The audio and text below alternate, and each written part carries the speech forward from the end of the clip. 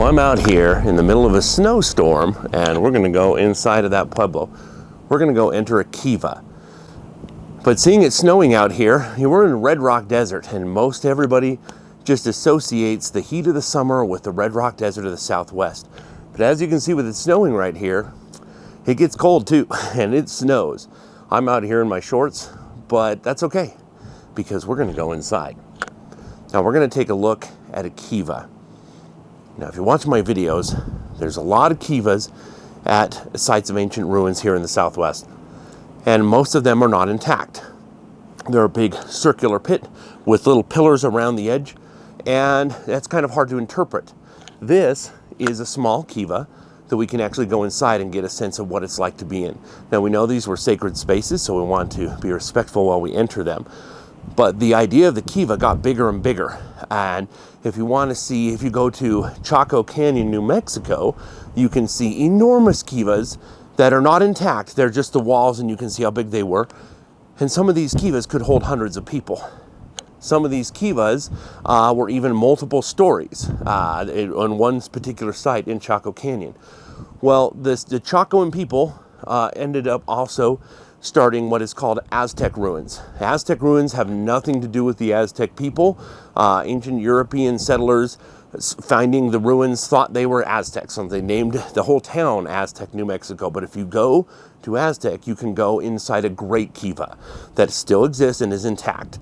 Great kivas are different. You don't climb down into them. You have to walk down steps. They're that big. But again, going in a great kiva, there's a sense of a sacred space. It's a beautiful feeling, but it all starts with a little kiva like this. So we're going to go ahead and enter this kiva. I'm going to do some LiDAR scans as well to try to give you a sense of what it's like.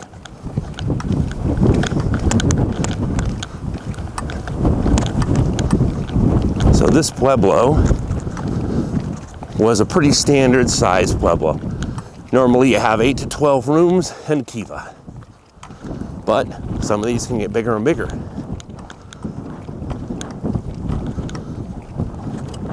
So great house communities like this would have had rooms, and each room would have had a roof,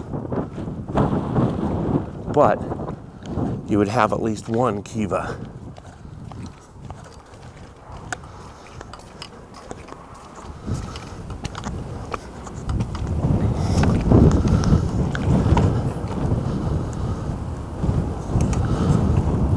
From this, you can see this hole. This is ventilation. This sucks in air when you have a fire going in. And if you look over here, these rooms, you can't access them, but these are still intact. And you can see entries over there. But we're going to go inside the kiva.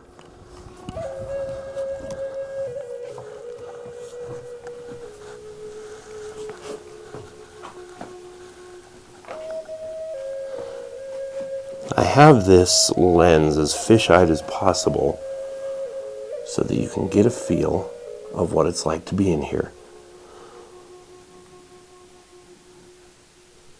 Now, normally, you would have a fire right here.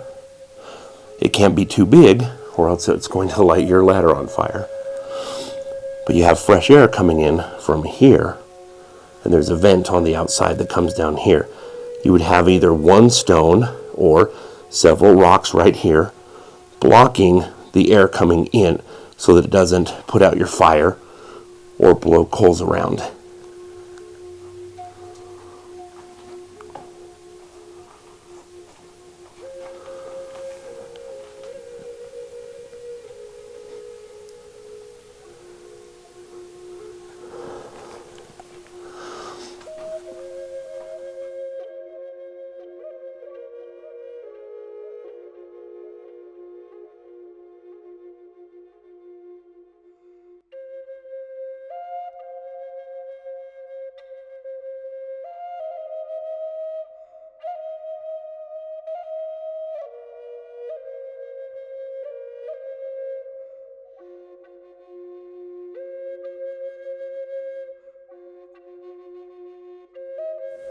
I've never been in a kiva during a snowstorm before, Normally when I'm at these sorts of locations where there's an intact kiva, it's usually summer and it's very hot.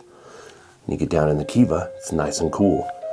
Right now I'm experiencing the opposite in that it's snowing outside. You can see the snow coming in, but it's much, much warmer in here than it is outside.